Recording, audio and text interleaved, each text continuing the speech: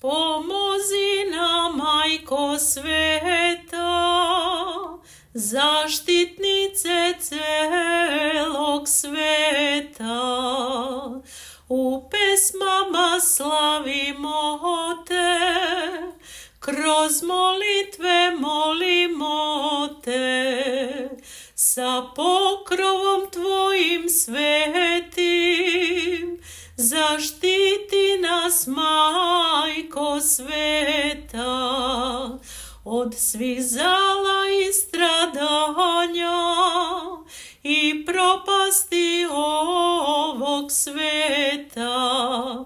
Verni narod usrdno te moli, pred ikonom u molitvi kleči, i od tebe oproštaje ište, sveta Majko naše duše leči.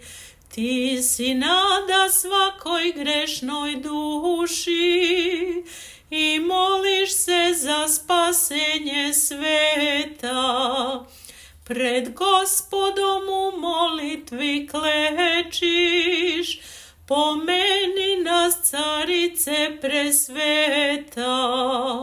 Tvoje molbe Gospod će da čuje, naše grešne duše pomiluje i privede do prestola svoga.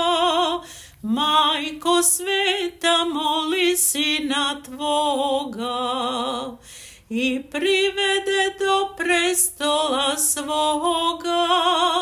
Majko sveta, moli Sina tvoga.